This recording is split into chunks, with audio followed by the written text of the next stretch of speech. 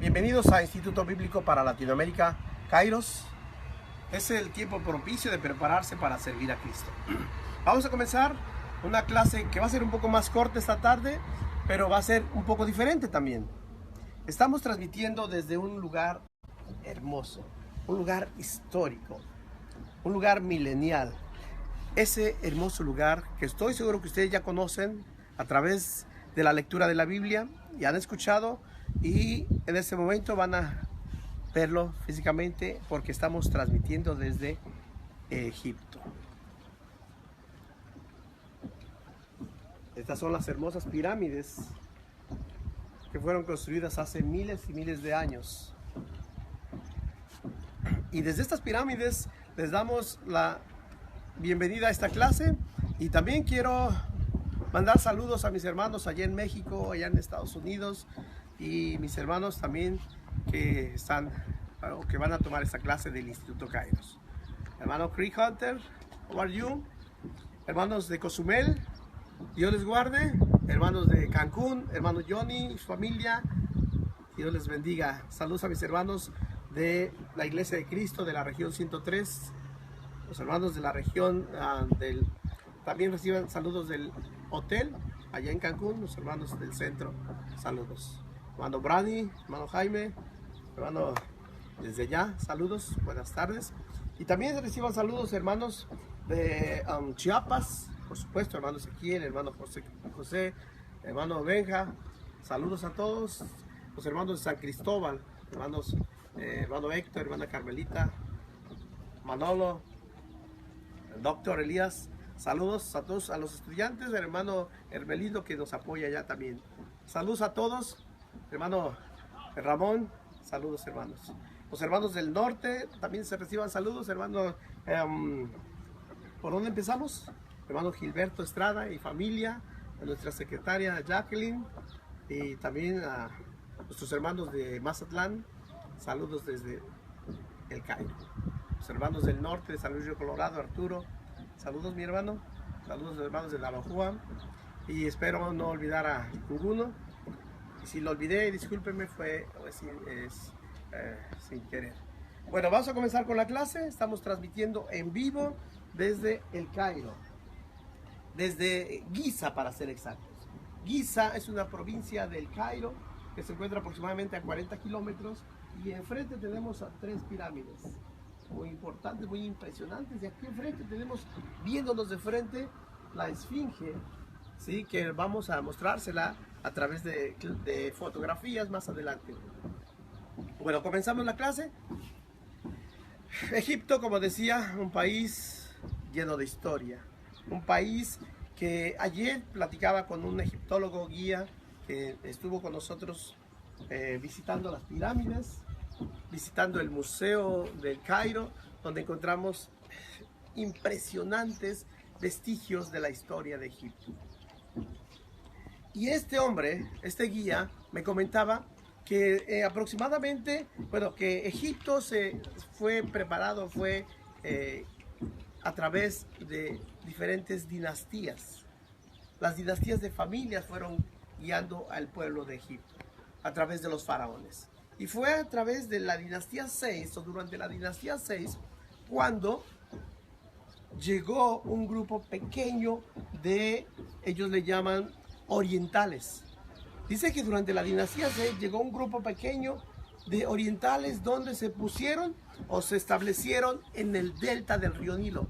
El delta es algo así como una B, ¿sí? Que es la letra delta del alfabeto griego, y en esa área fue donde se asentaron este pequeño pueblo, que con el tiempo fue creciendo, de tal manera que de ese pueblo hubo gobernantes, uno en especial, y ese pueblo se multiplicó y fue creando tanta fuerza que a través de los siglos, 400 aproximadamente, me decía este guía, este egiptólogo, que en ese momento, después de 400 años, un faraón se dio cuenta del poder que estaba adquiriendo este pueblo, y lo que hizo fue empezar a exterminar primero los bebés.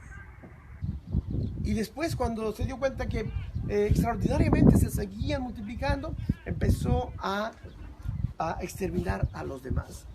La historia de los egipcios dicen que ellos enfrentaron cruentas batallas contra ese pueblo, que con el tiempo le llamaron Exus. Y dice que enfrentaron tantas batallas contra esos Exus que a fuerza de ser honestos, también ellos, los judíos, los egipcios, tuvieron muchas batallas, pero también tuvieron muchas pérdidas, muchos sufrimientos, y esos sufrimientos derribaron en mucha sangre, en muchas cosas extraordinarias que sucedieron, las cuales ellos nunca las lograron comprender, pero que al fin de cuentas lograron por fin expulsar a ese pueblo oriental. Y ese pueblo oriental sí fue expulsado, y de esa manera le llamaban Exus. Entonces, hermanos, caminando y visitando cada una de las pirámides, veíamos cosas extraordinarias. Y cuando yo la veía, me acerqué y yo le dije, ¿cómo es posible que fue formado esto? ¿Cómo es posible que fue construida y se han mantenido durante tantísimos años? Y él me daba una explicación. Y me decía, mira, algunos piensan que estas pirámides fueron construidas por aquellos extranjeros, por aquellos que en un tiempo se convirtieron en esclavos de Egipto. Pero esa es una teoría nada más, pero eso no es verdad. ¿Por qué razón no es verdad?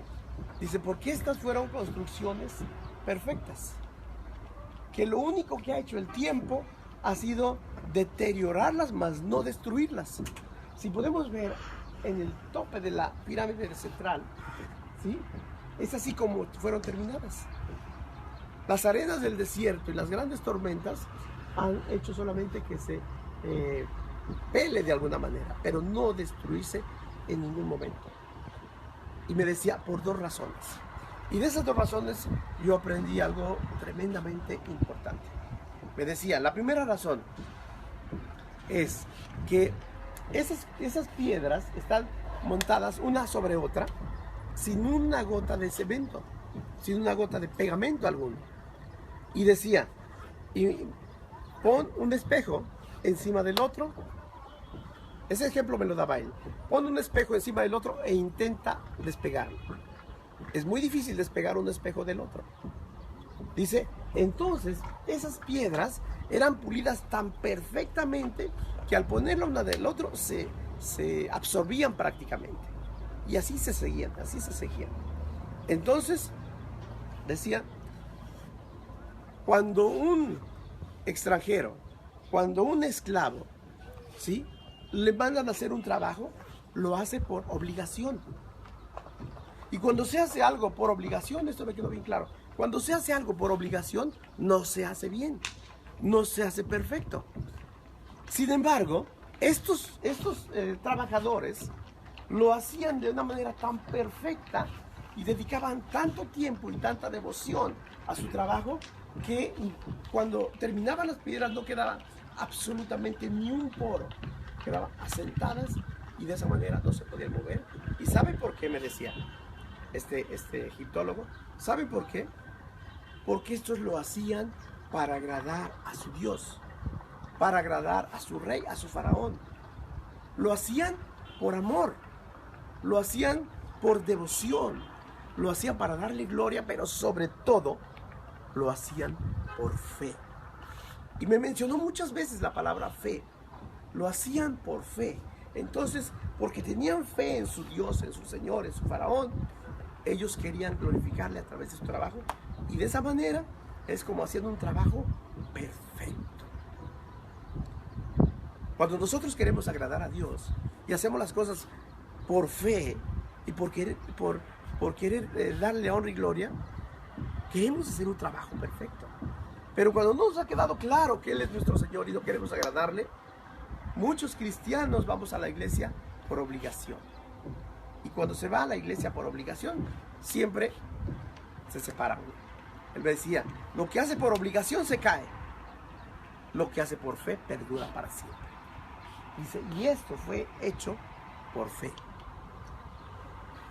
Y yo me quedé una gran lección. Dice, te voy a dar otro ejemplo. Te voy a dar otro testimonio de que este trabajo es un trabajo hecho por amor. Es un trabajo hecho por fe. Y visualizábamos cada piedra y cada estructura. Y cuando llegábamos ahí a la Esfinge, antes de entrar a la Esfinge, teníamos que pasar por una construcción de arcos, una construcción de paredes. Y cuando llegamos a un punto determinado, me dijo, a ver, mira, ve esto. Dice, una pared y otra pared. ¿Cuál es la parte más débil de estas dos paredes? O de esta construcción. Y yo le dije, pues no sé mucho de arquitectura. Dice, la parte más débil es en medio. Porque cuando hay algún temblor, un terremoto, cualquier circunstancia, lo que pasa es, se abren, se apartan. Esta construcción no tiene ningún castillo como en nuestros tiempos actuales. No tiene ningún pegamento. ¿Cómo está construido? Dice, está construido no por obligación. Está construido todo esto por amor. Amaban tanto a su Dios o a sus dioses y tenían tanto lealtad a su faraón que querían agradarle en todo. Entonces su construcción no está así como dos paredes levantadas. Es una construcción enlazada perfectamente, donde no hay esquina, donde se amolda así de tal manera que no hay una esquina. Entonces no hay un punto débil en esas construcciones. Y dice, y te quiero decir que esto no fue construido por un esclavo. Esto fue construido por alguien que amaba profundamente a su faraón, que le quería ser fiel y que glorificaba a sus dioses. Y que deseaba y que añoraba servirle. Entonces, esa construcción no fueron hechas por obligación, porque se hubieran caído. Esas construcciones fueron hechas por amor, por lealtad, pero sobre todo por fe.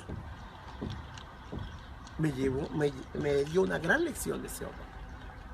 Después nos desplazamos y fuimos hacia el Cairo.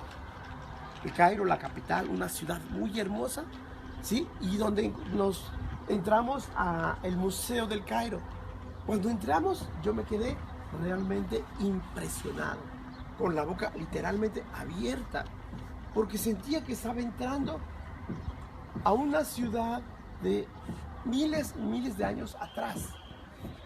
Como si estuviera entrando a una caverna donde me encuentro con muchas esfinges aquí y sarcófagos acá, todos de piedra, labrados totalmente a mano, muchas piedras con muchos jeroglíficos, donde yo me quedé impactado. Algún día, estoy seguro que algunos de ustedes podrán estar aquí y podrán tener la experiencia que hemos tenido nosotros. Y el guía nos iba guiando y nos iba explicando lugar por lugar, monumento por monumento, esfinge por esfinge, sarcófagos, piedras. Y cuando llegó un momento, entre los miles de piezas que habían ahí, entre sarcófagos, entre esfinges, entre joyas, entre máscaras, entre pulseras, entre miles y miles de objetos, apareció una piedra labrada con jeroglíficos, ¿sí? Donde no se detuvo este egiptólogo a descifrar, pero donde sí se detuvo fue aquí. Se los voy a mostrar posteriormente en una fotografía. Dice, todo esto, ¿sí?, nos habla de la historia de Egipto, nos habla de una historia, de un periodo de tiempo allá por la dinastía 6. Pero aquí, y me señala en una área que está inclusive remarcada en color más oscuro de la piedra es oscura, pero esa área es un espacio así que está remarcada mucho más el color oscuro, donde decía Israel. Y me decía, en esta piedra, en este jeroglífico, es el único lugar de la historia de Egipto donde se encuentra la palabra Israel, que era un pueblo contra los que habían luchado, contra los que habían batallado, contra los que habían perdido muchas batallas, Pero al final de cuentas, según ellos, lograron la victoria expulsando a los exos, a los extranjeros, a los orientales. Aún perdiendo su faraón, aún perdiendo a miles de guerreros, ellos dicen, lo logramos, nos vencimos la batalla. Fue una historia fascinante, fue una historia espectacular. Y siguiendo dentro de Egipto, dentro del museo, ese impresionante museo de más de 3 pisos y una anchura tremenda, donde, con decirles, no logramos abarcarlo todo, no logramos terminar de visitar cada pieza. Pero sí nos detuvimos, y quiero mencionarles esto, porque hay una piedra donde está un escrito y una imagen, ¿sí?, de un círculo que está en lo alto, y ese círculo destella líneas paralelas como si fueran rayos del sol hacia todas partes de la tierra. Y él me decía, aquí quiero decirte algo importante. Dice, porque dentro de las dinastías egipcias, nosotros, decía él, nosotros siempre hemos sido politeístas y adoramos profundamente a nuestros dioses. Nuestros faraones han sido algunos buenos, otros no tan buenos. Algunos muy buenos, como el periodo cuando se construyeron las pirámides, y otros muy malos por allá por la dinastía 18, cuando existió un faraón llamado Tutankamón. Sí, y él decía, sí que era Tutankamón, porque era tremendo ese rey, ese faraón. Y ese faraón tenía un yerno, perdón, tenía un suegro, y ese suegro, dice, cambió la historia del pueblo de Egipto por un tiempo. Y yo decía, sí. Y decía, ¿por qué cambió la historia? Sí, cambió la historia porque, siendo un país politeísta, convirtió al pueblo egipcio, a toda la nación, en un país monoteísta. Esto era algo muy difícil, esto era algo impresionante, imposible. Pero cuando este faraón inicia un decreto donde nombra a ese Dios como único Dios y lo simboliza en ese círculo, y ese círculo es el que marca todas las líneas que llegan a toda la tierra, inclusive sobre el sol, que en ese tiempo era su dios, el dios Ra. Algunos pensaban en un principio que era el dios Ra, pero cuando ven que ese círculo y esas líneas llegan y abarcan hasta el dios Ra, se dan cuenta que ese era el dios que en ese tiempo este faraón impuso que se adorara. Durante un periodo de tiempo, el pueblo egipcio se convirtió en monoteísta por el decreto de ese faraón. Pero llega un momento en que ese faraón muere y el siguiente faraón desecha el decreto y el pueblo regresa a ser politeísta. Hermanos, hay historias tremendas en este país. Historias impresionantes que nos van a llevar a conocer un poco más de ellos. Vamos a conocer próximamente el río Nilo y vamos a recordar un poco más de la historia. Pero por lo pronto hemos terminado, y recuerden, tenemos algunas preguntas para ustedes que las vamos a hacer a través de esta misma línea. Y por lo pronto, pues reciban saludos desde Egipto, desde el Cairo. Reciban saludos de mi esposa, que está aquí,